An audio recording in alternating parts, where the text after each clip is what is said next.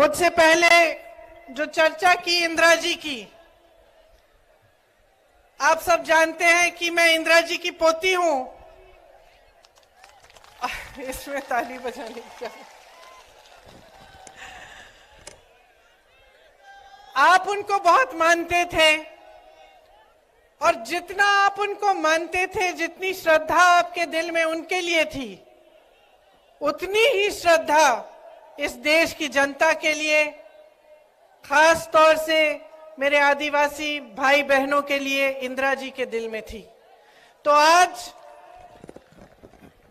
उनके गुजर जाने के 30 साल से ज्यादा गुजर गए हैं, लेकिन आप फिर भी उन्हें याद इसलिए करते हैं क्योंकि आप जानते हैं कि उनके दिल में आपके प्रति जो श्रद्धा थी वो एक गहरी और असली श्रद्धा थी। वो एक राजनीतिक रिश्ता नहीं था, एक भावनाओं का रिश्ता था, एक समझ और श्रद्धा का रिश्ता था। वो समझती थी कि आपकी संस्कृति क्या है, वो समझती थी कि आपकी संस्कृति पूरी दुनिया और मानवता की एक मूल संस्कृति है। प्रकृति की रक्षा, प्रकृति का आदर, चाहे जंगल हो, चाहे जल हो, चाहे जमीन हो, चाहे जानवर हो, सबका आदर करते हुए आपने अपने जीवन जिए। और हमेशा कहती थी कि यही संस्कृति इस दुनिया की सबसे अच्छी संस्कृति है। तो उन्होंने कभी आपकी संस्कृति को बदलने की कोशिश नहीं की, उस पे कुछ थोपने की कोशिश नहीं की, हमेशा उसका आदर किया और उसी की तहत आपके लिए उन्होंने नीतियां बनाई।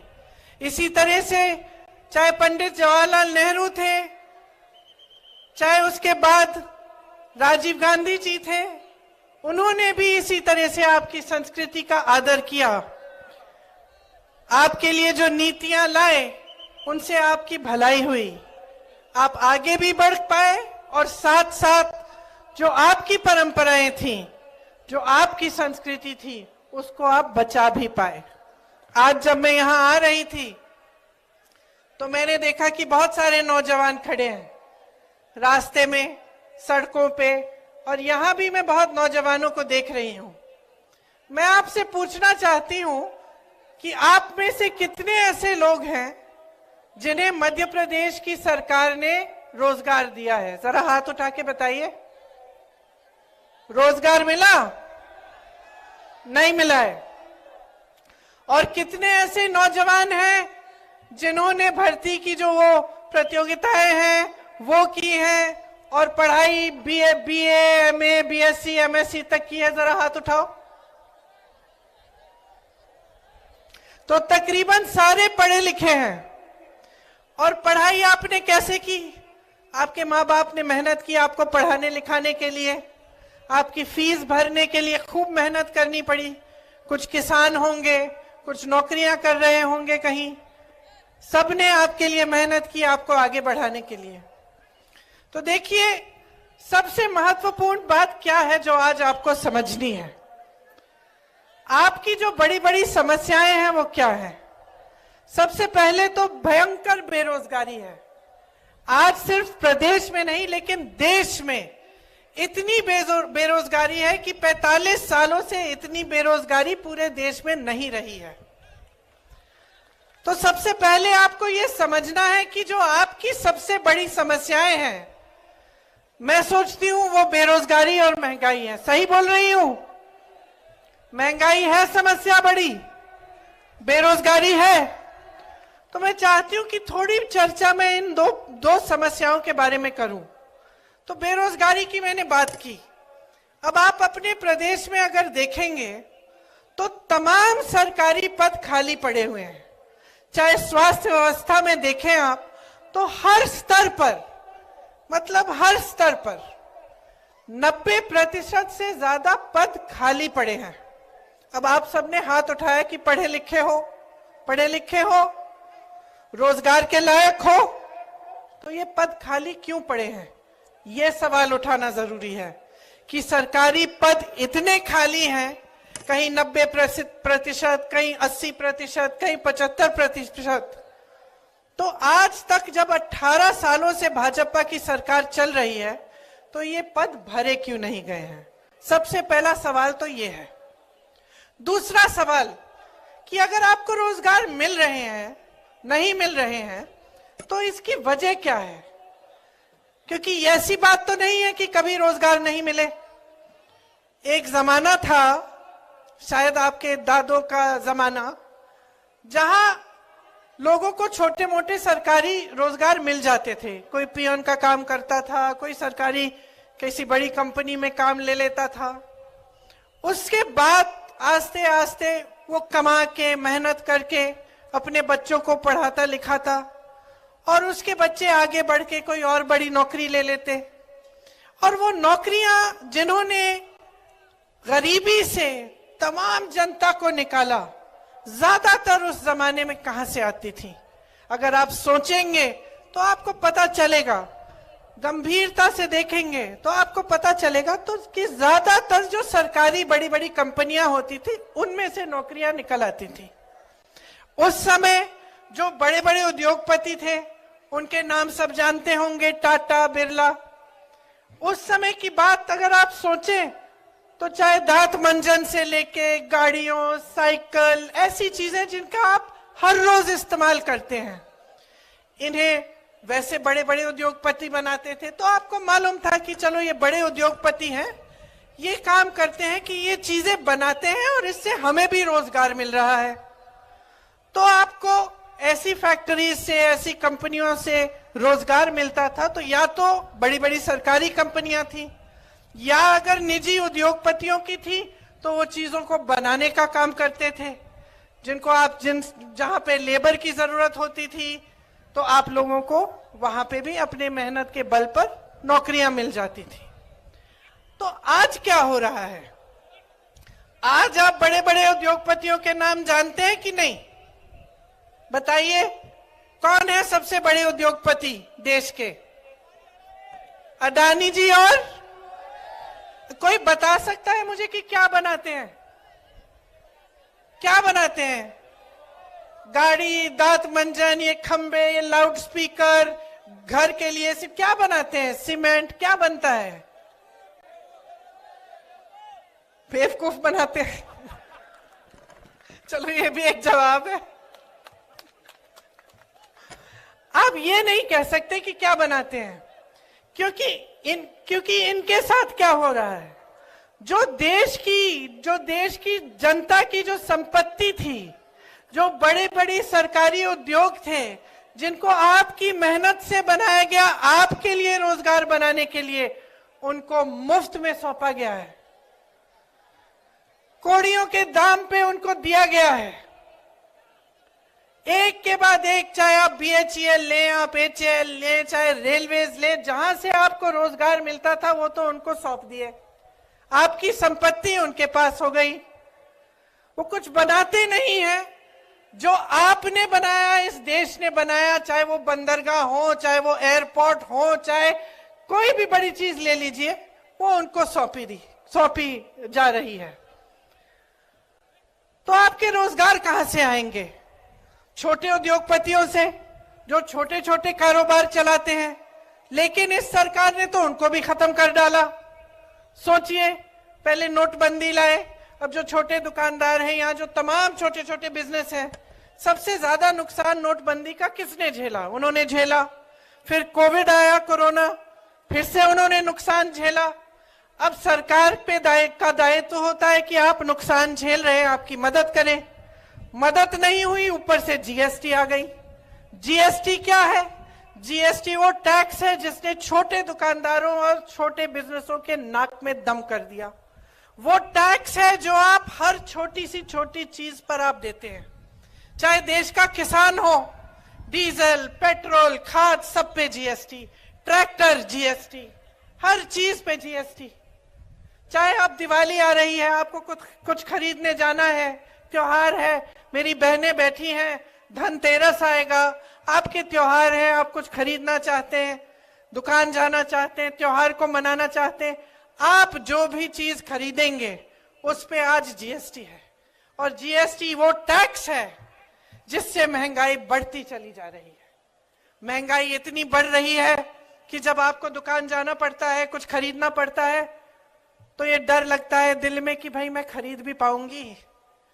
कि आपको अगर घर के लिए कोई आ रहा है, घर पे मेहमान आ रहा है, खाना बनाना है, कुछ 8-10 लोग आ रहे हैं, तो मन में आप सोचते होंगे कि ये 2-3 चीजें बनाऊंगी। दुकान जाती हैं तो आधी चीजें आप खरीद नहीं पाती। आप आज देख रहे हैं, पहले टमाटर का कितना दाम बढ़ गया था, अब प्याज का कितना बढ़ गया है। एक जमाने में मोदी जी खुद कहते थे, जब कांग्रेस की सरकार थी, कि देखेंगे सचिन सेंचुरी पहले मारेगा वर्ल्ड कप में या प्याज सेंचुरी मारेगी, कहते थे ना। अब मैं उनसे पूछना चाहती हूं कि विराट ने तो सेंचुरी मार ली, प्याज की भी सेंचुरी हो गई, सरकार आपकी है, अब क्या बोलते हो? अब तो मुंह बंद हो गया। अब कोई सड़क पे उतर नहीं रहा है गैस के सिलेंडर को लेकर, क्योंकि जो सिलेंडर 400 में मिल रहा था उसे आप 12 से 1400 में दे रहे हैं। और चुनाव आने लगा, चुनाव के 2 महीने पहले चलो उसका दाम घटा दिया, 400 कर दिया। तो अगर 2 महीने पहले कर सकते थे तो इतने सालों से क्यों नहीं किया?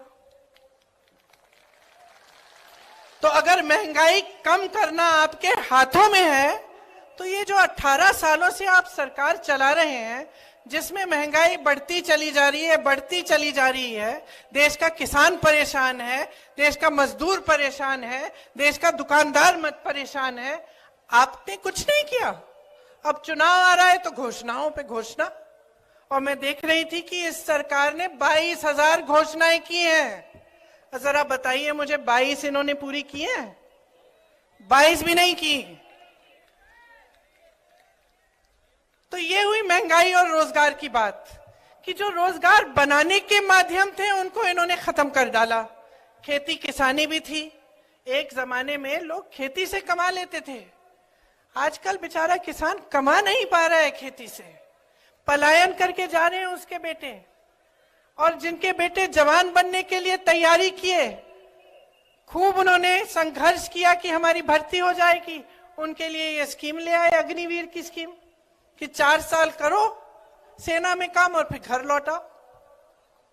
तो आपको सोचने की जरूरत है कि ये सरकार आपके लिए कर क्या रही है। अब ये आदिवासियों का क्षेत्र है, आपका क्षेत्र है। मैं आपको बताना चाहती हूं कि कुछ दिनों पहले मैं छत्तीसगढ़ में थी। छत्तीसगढ़ में कांग्रेस की सरकार है और मुझे गर्व होता है इस चीज को कहने में, और सब जगह मैं कहती हूं कि जहां भाजपा की सरकार ने, जहां भाजपा की सरकार है, उन प्रदेशों में जो देश की और प्रदेश की संपत्ति है, मतलब जो आपका पैसा है, वो आपसे छीन के, देश के गरीब से छीन के, देश के किसान से छीन के, देश के मिडिल क्लास से छीन के बड़े बड़े उद्योगपतियों को दिया गया है। और छत्तीसगढ़ में जहां कांग्रेस की सरकार है, वहां आपकी संपत्ति वापस आपकी जेब में डाली गई है। क्योंकि जो हमारी नीतियां हैं वो यही करती हैं। वहां के आदिवासी क्षेत्र बस्तर को देखिए, आज बस्तर का नाम दुनिया भर में फैला हुआ है। वहां एक बड़ी प्रोडक्शन कंपनी लगाई मिलेट की, रागी की। उनका जो रागी वहां पे बनता है आज दुनिया भर में बिक रहा है। आपको क्या, जो वन के उपज हैं उसके लिए आपको न्यूनतम समर्थन मूल्य मिलता है कि नहीं, बताइए? नहीं मिलता। छत्तीसगढ़ में 67 वन उपज के लिए न्यूनतम समर्थन मूल्य मिल रहा है। धान के लिए सबसे ज्यादा पूरे देश में 2400 रुपए से ज्यादा मिल रहा है छत्तीसगढ़ में। आपके आदिवासी क्षेत्रों को आगे बढ़ाया गया है। सबसे बड़ा जो आदिवासी संस्कृति का जो मेला लगता है इंटरनेशनल, पूरे दुनिया भर के जो आदिवासी लोग हैं वहां आते हैं, वो छत्तीसगढ़ में आज लगता है। और आपकी संस्कृति को आगे बढ़ाने के लिए क्या नहीं किया। यहाँ आवारा पशु की आपकी समस्या है कि नहीं है? खेत चरते हैं आवारा पशु। अच्छा, ये जो समस्या है ना कि रात को दिन में जो आवारा पशु घूम के आपके खेत को चर जाता था, ये बहुत बड़ी समस्या थी छत्तीसगढ़ में। तो वहां के जो मुख्यमंत्री हैं और जो कांग्रेस की सरकार है, उन्होंने तय किया कि इस समस्या को हम दूर करना चाहते हैं। तो उन्होंने ऐसे गौठान बनाए जिसमें मेरी बहनें, जब मैं वहां की बहनों से मिलती हूँ, खास तौर से आदिवासी क्षेत्र की, मुझे कहती हैं कि 1-1 लाख से 6-6 लाख रुपए कमा रही हैं, क्योंकि गौठान बनाए, गोबर खरीदी। आवारा पशुओं की अगर आप पशु रखेंगे तो आपसे सरकार ने गोबर खरीदी, आपसे गोबर खरीदी। वहां पे जो स्वयं सेवा समूह है वहां उन्होंने काम कराया गौठानों में, और गौठान में से बहुत चीजें ऐसी बनाई जो काम की हो गई। तो हर तरफ से आपको मजबूत बनाने का प्रयास किया, और इसका नतीजा ये निकला कि जनता खुश है। नतीजा ये है कि छत्तीसगढ़ में से जो पलायन होता था, जो नौजवान सब दूर जाते थे नौकरी रोजगार ढूंढने के लिए, वापस आने लगे हैं। किसानों से मिलते हैं तो खुश लगते हैं, मुख्यमंत्री जी को काका कहते हैं, खुशी से, प्यार से, गुस्से से नहीं, जैसे आप लोग मामा जी कहते हैं। ये आपके मामा जी ने कितने घोटाले किए हैं, यहाँ पे मेरा पूरा लिस्ट है, इतना लंबा है कि मैंने पढ़ना ही छोड़ दिया है। हर जगह घोटाला, पटवारी भर्ती में घोटाला, भर्ती के इम्तिहान में घोटाला, बिजली में घोटाला, वृक्षारोपण में घोटाला, व्यापम का घोटाला तो बात ही मत करिए, आप सब जानते हैं कि क्या हुआ। तो जहां पे आप देखते हैं घोटाला ही घोटाला। हर नौजवान को ये मालूम है कि ये सरकार कमीशनखोरी पे चलती है। कुछ छोटा सा चाहिए आपको, कहीं पे आपको छोटा काम कराना हो, सरकार से कुछ ताल्लुक हो, तो आपको कमीशन देना पड़ता है। तो क्या आप ये चाहते हैं अगले 5 सालों के लिए, या आप चाहते हैं कि आपके प्रदेश में भी ऐसी सरकार आए जो आपके लिए काम करे? देखिए, चुनाव के समय यहां खड़े होकर कोई भी कुछ भी घोषणा कर सकता है। आपको जागरूक बनना पड़ेगा, आपको देखना पड़ेगा कि ये घोषणा जो है ये खोखली है या असली है। अब जैसे कांग्रेस के प्रदेशों में हमने कुछ गारंटी बताई चुनाव के समय, तो आप देखिए ना कि क्या ये गारंटी लागू हुई कि नहीं हुई। जो घोषणा नेता, बड़े बड़े नेता करने आए थे, क्या उन्होंने ये घोषणा पूरी की कि नहीं। तो आपको पता चलेगा कि कांग्रेस के प्रदेशों में, जैसे तमाम प्रदेशों में पुरानी पेंशन स्कीम लागू है, जो कांग्रेस के प्रदेश हैं। आपकी सरकार और भाजपा की जो केंद्र की सरकार कहती है कि हमारे पास पैसे नहीं है, हम इतना पेंशन नहीं दे सकते। अच्छा, इतना पेंशन नहीं दे सकते तो अंबानी जी और अडानी जी के आप लोन कैसे माफ कर रहे हो? अगर आप किसानों का कर्ज माफ नहीं कर सकते तो इतने बड़े बड़े उद्योगपतियों के हजारों करोड़ के लोन कैसे माफ कर रहे हो? अगर इस जागरूकता से आप लोग ये सवाल नहीं पूछेंगे तो फिर जैसे आपने कहा कि बेवकूफ बनाया जाएगा, वैसे और 5 साल बेवकूफ बनो। इस देश के संविधान ने आपको एक बहुत बड़ी शक्ति दी है कि अगर आप जागरूक बन जाओगे तो कोई नेता आपको बेवकूफ नहीं बना सकता। और इस जागरूकता में पड़ा क्या है? अखबार उठाओ, अखबार में अगर सही खबर नहीं है तो आजकल इंटरनेट है, देखो, पढ़ो। जो लोग वहां से आ रहे हैं छत्तीसगढ़ से पूछो कि भाई वाकई तुम्हारे प्रदेश में सबसे ज्यादा रोजगार है, कैसे हुआ? कि भाई वाकई तुम्हारे यहाँ गौठान बन रहे हैं जहां पे सबकी तरक्की हो रही है, आपकी कमाई भी हो रही है। पता करो, पूछो, जो पलायन करके गया है उससे पूछो, दूसरे प्रदेशों में क्या हालात है, कांग्रेस की सरकारें क्या कर रही हैं। जागरूक बनो, क्योंकि इस जागरूकता से ना आपका भविष्य जुड़ा हुआ है। अगर आप अपने भविष्य को गहराई से नहीं समझेंगे और आज की राजनीति को गहराई से नहीं समझेंगे तो आगे तरक्की नहीं होगी आपकी। मेरी बहनें बैठी हैं, अब बड़ी घोषणा की भाजपा ने कि आपको हर महीने पैसे दिए जाएंगे, ठीक है, डालने भी शुरू कर लिए उन्होंने। मैं आपसे पूछना चाहती हूं कि ये घोषणा चुनाव से 3 महीने पहले क्यों की? क्या इससे पहले महिलाएं संकट में नहीं थी? क्या इससे पहले महंगाई की समस्या नहीं थी? क्या इससे पहले आप पूरे समाज का बोझ नहीं उठा रही थी अपने कंधों पर? क्या इससे पहले आप खेती में काम नहीं कर रही थी? आप नौकरियां नहीं कर रही थी? आप अपने बच्चों का परवरिश नहीं कर रही थी? कि अब जागे हैं ये? 18 सालों से इनकी सरकार रही है, गैस सिलेंडर का दाम अभी कम किया है। 18 सालों से इनकी सरकार चल रही है, इनको अब सूझा है कि हर महीने आपको कुछ देंगे ये पैसे? तो सोचिए, इन्होंने घोषणा की कि महिलाओं के लिए हमने एक बड़ा आरक्षण का बिल पास किया है। वाह वाह वाह, पूरी देश की मीडिया ने इनका खूब इवेंटबाजी की, आपने सारी पब्लिसिटी देख ली, मोदी जी आए, सबने तालियां बजाई, सब महिलाओं ने माले लगाए। और लागू कब होगा? 10 साल बाद बहनों। तो ये कैसी घोषणा है? ये कैसी बिल है जो पास हो गई है लेकिन 10 साल तक लागू नहीं हो सकती? और हम कहते हैं अभी लागू करो, अभी लागू करो, 33% महिलाओं को आरक्षण देना है, अभी दो। तो पीछे हट जाते हैं। इसी तरह से जब हम कहते हैं जातिगत जनगणना करो, हम क्यों कह रहे हैं? क्या मतलब है इस जातिगत जनगणना की? एक गिनती है कि देश में, प्रदेश में कौन सी जाति के कितने लोग हैं। इससे क्या होगा?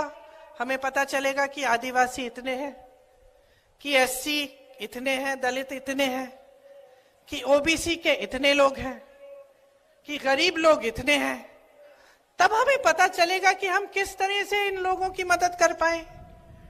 अगर सरकार को पता ही नहीं होगा, अगर ये जनगणना होगी ही नहीं, तो सरकार मदद कैसे करेगी? सही नीतियां बनेंगी कैसे? तो बिहार में गिनती हो गई, बिहार की प्रदेश की सरकार ने गिनती की, पता चला कि 84% ओबीसी, आदिवासी और दलित है। अब आप सोचो, अगर बिहार में 84% ओबीसी, आदिवासी और दलित हैं, तो लगभग पूरे देश में ही इतना होगा, थोड़ा सा ऊपर नीचे होगा। लेकिन अगर आप पूरे देश में देखें कि बड़े बड़े पदों पे कौन है, बड़े बड़े उद्योगपति कौन है, जो यूनिवर्सिटीज हैं इनके वाइस चांसलर कौन है, जो बड़ी बड़ी मीडिया की कंपनियां हैं इनको कौन चलाता है, तो आपको पता चलेगा कि आपका प्रतिनिधित्व इसमें नहीं है। हम कहते हैं जातिगत जनगणना करो, गिनती करो भाई, प्रतिनिधित्व हो सबका, सही तरह से सबका विकास हो। चुप हो जाते हैं, पीछे हट जाते हैं, तरह तरह की बातें करने लगते हैं। तो आपको समझना है कि ये लोग सचमुच आपकी भलाई चाहते हैं कि नहीं, आपका विकास चाहते हैं कि नहीं, या फिर सिर्फ अपनी सत्ता में मग्न है और भ्रष्टाचार और सत्ता को रखने के लिए, भ्रष्टाचार करने के लिए, अपने बड़े बड़े महलों को बनाने के लिए ही ये सत्ता में रहना चाहते हैं और ये सरकार चलाते हैं।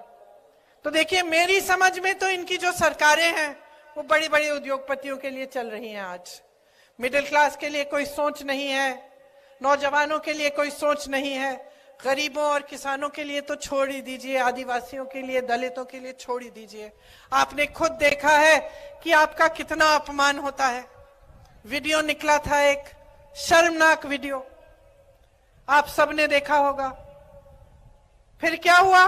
चुनाव का समय है तो मुख्यमंत्री जी ने उस लड़के के पैर धोए जिसके साथ इतनी खराब हरकत, गंदी हरकत की गई थी। लेकिन इससे पहले क्या, चुनाव से पहले क्या और चुनाव के बाद क्या? क्या हम सोचेंगे नहीं, क्या हम पूछेंगे नहीं कि ये सरकार की नीयत क्या है? एक छोटी सी बच्ची का बलात्कार होता है उज्जैन में, हर दरवाजे को खटखटाती है, मदद मांगती है, कोई उसकी चीख नहीं सुनता, कोई उसकी मदद नहीं करता। महिलाओं पे, मेरी बहनें, इतना अत्याचार है मध्य प्रदेश में। आज हर रोज 17 महिलाओं का बलात्कार होता है आपके प्रदेश में, हर रोज। सुरक्षा ही नहीं है। बड़ी बड़ी बातें हो रही हैं आरक्षण की, लेकिन सुरक्षा नहीं दे पा रहे हैं। तो अब आप समझिए कि आपका प्रदेश कहां पे है। 18 सालों से आपने देख लिया है, भ्रष्टाचार भुगत लिया है, महंगाई भुगत ली है, बेरोजगारी भुगत ली है। अब आपके सामने एक चुनाव है, आप चुनिए। आपको 5 साल और इन्हें मौका देना है कि आपका अत्याचार बढ़े, आप पे अत्याचार बढ़े, बेरोजगारी बढ़े, महंगाई बढ़े और आप आगे ना बढ़ पाए।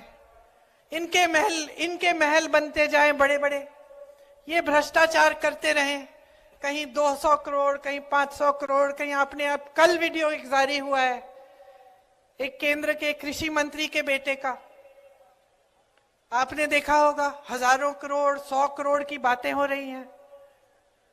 वहां अडानी जी 1600 करोड़ रुपए कमा रहे हैं एक दिन में, सुनिए, एक दिन में। और देश का किसान 27 रुपए कमा रहा है। देश का किसान 27 रुपए एक दिन कमाता है और अडानी जी सरकार की मदद से 1600 करोड़ रुपए कमा रहे हैं। मोदी जी लाखों के सूट पहनते हैं, 8000 करोड़ रुपए के हवाई जहाज में घूमते हैं। उनको घूमने के लिए 2 हवाई जहाज उन्होंने खरीदे हैं, 8000 करोड़ रुपए का एक। 16,000 करोड़ रुपए के 2 हवाई जहाजों में एक इंसान हमारे प्रधानमंत्री मोदी जी घूमते हैं। 20,000 करोड़ का इन्होंने खर्चा किया किस में? संसद को नया बनाने में, उसके सुंदरीकरण में। जो संसद पहले था वो 70 सालों से अच्छा खासा चल रहा था, ठीक है, उसकी कुछ मरम्मत करानी थी, करा देते। 20,000 करोड़ रुपए आप खर्च रहे हैं सुंदरीकरण करने में, बड़ी बड़ी इमारतें बना रहे हैं, और आप कहते हैं कि किसानों का बकाया नहीं दे सकते, किसानों का कर्ज माफ नहीं कर सकते। तो ये परिस्थितियां हैं। अब अगर आप सोचते हैं कि हम कांग्रेस पार्टी हैं, हम तो भाजपा की आलोचना करेंगे ही, चुनाव है, हमें तो कहना है, तो ठीक है, हमारी बातों पे मत जाइए, लेकिन अपनी जागरूकता तो बढ़ाइए। आप खुद देखिए कि आपके साथ क्या हो रहा है। क्या आपके जीवन में इन पिछले 5-6 सालों में तरक्की आई है कि नहीं? इस सवाल का जवाब दे दो मुझे, आई है कि नहीं? सुनाई नहीं दे रहा मुझे, और जोर से बोलो। नहीं आई है, पिछले 5 सालों में नहीं आई है। क्या इससे पहले जो 5 सालों से इनकी सरकार थी उसमें आई थी? नहीं आई। और उससे पहले नहीं आई। 18 सालों से इनकी सरकार है, बीच में 15 महीनों के लिए आपने कांग्रेस की सरकार जो चुनी थी उसे भी रिश्वत दे देकर उसे भी गिरा दी इन्होंने। तो 18 सालों की जो इनकी सरकार है, इसमें आपकी तरक्की नहीं हुई ना, तो क्या उम्मीद रख रहे हैं कि आप अगले 5 सालों में होगी? तो आपको दिख नहीं रहा है कि जितनी भी घोषणाएं आपके सामने की जा रही हैं सब खोखली हैं, सब खोखली हैं बहनों और भाइयों। सब अपने में ही खुश हैं, अपनी सत्ता बढ़ाना चाहते हैं, अपने बड़े बड़े महल बनाना चाहते हैं, अपने बच्चों को विदेश में पढ़ाएंगे, वहां रोजगार दिलवा देंगे, हजारों करोड़ के अपने लोन माफ करवा लेंगे, लेकिन आपकी तरक्की नहीं हो रही है। तो मैं सिर्फ एक चीज कहती हूं आपको, वोट नहीं मांगूंगी, जागरूकता मांगूंगी आपसे, और एक ही चीज कह के जाऊंगी,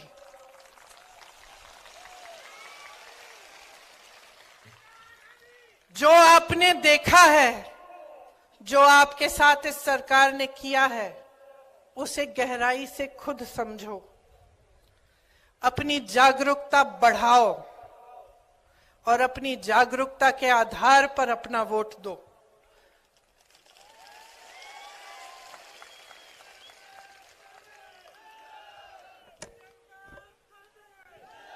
अगर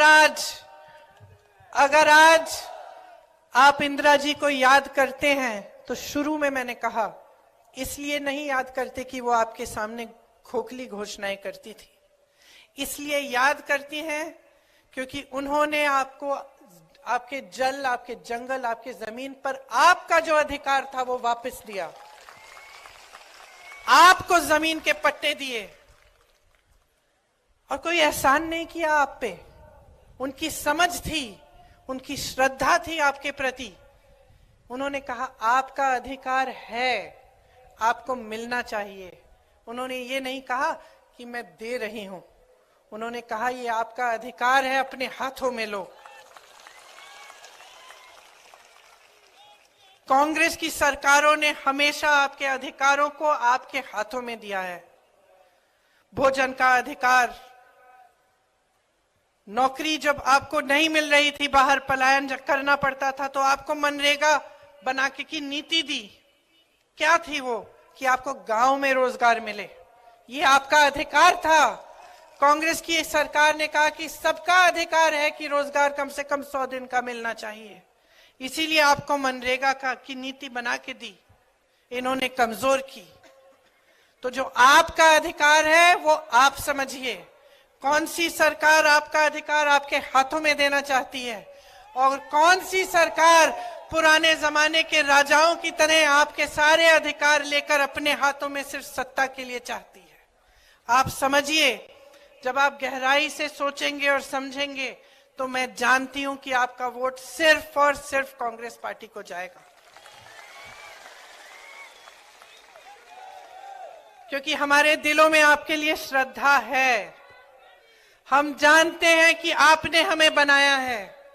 हम जानते हैं कि इस मंच पे बैठा हर एक नेता यहां नहीं खड़ा होता अगर आपने नहीं खड़ा किया होता।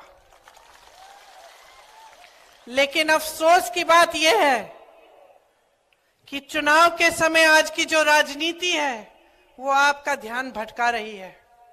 चुनाव आता है, अचानक धर्म की बातें शुरू, जाति की बातें शुरू, अजीब अजीब सी फिजूल की बातें शुरू, खोखली घोषणाएं शुरू, काम की बातें नहीं हो रही हैं। तो आपको जवाबदेह बनाना पड़ेगा नेताओं को। समझ रहे हैं मेरी बात? अगर हमें एहसास हो सकता है कि आपने हमें यहां खड़ा किया है, तो भाजपा के एक एक नेता को एहसास दिलाओ कि जब तक आपके लिए दिन रात एक करके काम नहीं करेंगे, जब तक आपके लिए सही नीतियां नहीं बनाएंगे, जब तक आपका पैसा वापस आपकी जेब में नहीं डालेंगे, जब तक इन बड़े बड़े उद्योगपतियों से आपकी संपत्ति लेकर वापस आपको नहीं देंगे, तब तक आप फिर से इनको इस मंच पे खड़ा नहीं होने देंगे। आपका वोट आपका है, कीमती वोट है, आपकी जिम्मेदारी है और आपके देश के प्रति आपका कर्तव्य है। इस वोट को आप ऐसे इस्तेमाल करिए जैसे एक अर्जुन अपनी नजर को, अपने ध्यान को केंद्रित करके तीर चलाता था, उस तरह से अपने वोट को चलाओ। ये वो तीर है जिसके सही लगने से आपका भविष्य मजबूत बन सकता है। आप मेरी बातों को बहुत ध्यान से सुन रहे हैं, इसलिए मेरे यहाँ के जो मध्य प्रदेश के नेता हैं, बाद में मुझे डांटे ना कि मैंने गारंटी की बात नहीं की। तो मैं आपको, जो यहाँ पे हम कांग्रेस आपको गारंटी देना चाहती है, उसकी भी थोड़ी सी बात करके सुनाऊंगी। जैसे बहने, अभी 2 महीनों पहले इस सरकार ने घोषणा की है कि आपके खातों में कुछ पैसे डाले जाएंगे हर महीने, और इस हड़बड़ी में कि चुनाव हार रहे हैं उन्होंने डालना भी शुरू किया है। अच्छी बात है, कोई बात नहीं। लेकिन उन्हीं की तरह हमारी एक घोषणा है कि प्रति माह आपको 1500 रुपए मिलेंगे। हमारी घोषणा का आधार चुनाव नहीं है। हमारी घोषणा का आधार यह है कि जिन जिन प्रदेशों में आज कांग्रेस ने ये गारंटी दी है, वो गारंटी पूरी हो रही है। हमारी घोषणा का आधार यह है कि हम समझते हैं कि आपका जीवन कितना मुश्किल है।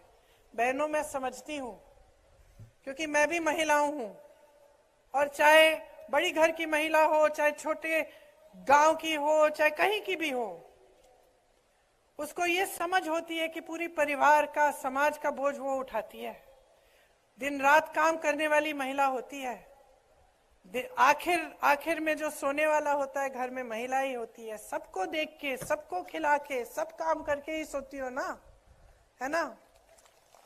तो हमने सोचा कि इससे थोड़ी आपकी मदद हो जाएगी। 500 रुपए में गैस सिलेंडर आपके लिए आपको मिलेगा। 100 यूनिट बिजली आपको माफ होगी और 200 यूनिट बिजली का बिल आपका हाफ होगा। पुराना पेंशन लागू होगा, जैसे पहले आपको मिलता था और जैसे कांग्रेस के बाकी प्रदेशों में मिल रहा है, आपको मध्य प्रदेश में भी मिलेगा। 2 लाख सरकारी पद जल्दी से जल्दी भरे जाएंगे। जो नौजवान यहां खड़े हैं, ये आपके लिए गारंटी है। और जो बेरोजगार नौजवान हैं, उनको 3,000 रुपए प्रति माह बेरोजगारी भत्ता मिलेगा। पढ़ो और पढ़ाओ योजना के तहत कक्षा 1 से 12वीं तक निःशुल्क शिक्षा मिलेगी। कक्षा 1 से 8 तक हर बच्चे को 500 रुपए मिलेंगे। जो बच्चा स्कूल में भर्ती है शायद, उसको 500 रुपए मिलेंगे। कक्षा 9 से 10 तक हर बच्चे को 1,000 रुपए दिए जाएंगे। कक्षा 11 से 12 तक 1,500 रुपए दिए जाएंगे। जैसे जब कांग्रेस की 15 महीनों के लिए सरकार बनी थी, जिनको इन्होंने बिगाड़ा और गिराया, उन 15 महीनों में किसानों का कर्ज माफ शुरू करना उन्होंने शुरू किया था। उसी तरह से वो काम फिर से शुरू किया जाएगा और मेरे किसान भाइयों और बहनों, आपके कर्ज माफ किए जाएंगे। न्यूनतम समर्थन मूल्य की गारंटी आपको दे रहे हैं। गेहूं का न्यूनतम समर्थन मूल्य 2,600 रुपए मिलेगा आपको। धान का आज भी छत्तीसगढ़ में 2,400 से ज्यादा मिल रहा है, आपको 2,500 मिलेगा। ओबीसी वर्ग के नौजवानों 27% तक आरक्षण आपको मिलेगा। और हम जाति जनगणना प्रदेश में हम गिनती कराएंगे। प्रतियोगी परीक्षा शुल्क में 100% छूट होगी। तो जब आजकल आप पढ़ाई करते हैं, फिर आप परीक्षा देने जाते हैं, परीक्षा में अक्सर क्या होता है कि घोटाला हो जाता है। अब परीक्षा को देने के लिए एक फीस होती है, वो फीस माफ हो जाएगी ताकि कम से कम आपको थोड़ी राहत मिले। आजकल स्थिति क्या है कि आप पढ़ाई करते हो, आपके माँ बाप मेहनत करते हैं, ट्यूशन के फीस भी भरते हैं, फिर आपको परीक्षा के लिए भी फीस भरनी पड़ती है। और जैसे मैंने कहा, अक्सर होता है कि कोई घोटाला हो गया या भर्ती नहीं निकली तो और भी मुसीबत बढ़ जाती है। तो इसलिए हमने सोचा कि 100% आपको परीक्षा के शुल्क में आपको छूट मिलेगी। परिवार सहित 25 लाख रुपए तक का बीमा मिलेगा और 10 लाख तक दुर्घटना बीमा। ये आज राजस्थान में हो रहा है। कांग्रेस की सरकार है, 25 लाख रुपए तक मुफ्त इलाज हो रहा है राजस्थान में। लोग बहुत खुश हैं कि कोई बीमारी होती है, हार्ट का ऑपरेशन, मैं तो लोगों से मिली हूं, हार्ट का ऑपरेशन बच्चों के लिए कराया है एकदम निःशुल्क। तो ये हम मध्य प्रदेश में भी करना चाहते हैं। SC, ST, OBC के खाली पड़े बैकलॉग पदों के लिए हम चाहते हैं कि जल्दी से जल्दी ये भरे और हम ये गारंटी देते हैं कि हम इस काम को करेंगे। तो हमने, जैसे मैंने कहा, आप जागरूक बनिए, मेरी बातों पे मत चलिए, पता करिए क्या कांग्रेस के प्रदेशों में ये गारंटी लागू हो रहे हैं और आपको पता चलेगा कि आज ये सब काम हो रहा है। तो जिस दिन आप वोट डालने जाएंगे, मेरी बातों को याद रखना, जागरूकता से, ठीक ढंग से सोच समझ के एक ऐसी सरकार को लाइए जो आपके लिए काम करके दिखाए। आप मौका दीजिए तो हम सब आपको आगे बढ़ाकर आपका विकास कर दिखाएंगे। आप सबको बहुत बहुत धन्यवाद। बहुत ध्यान से मेरी बातें सुनी है, आशा है याद भी रखोगे, याद रखोगे। ठीक है, कभी चुनाव के बाद भी वापस आऊंगी।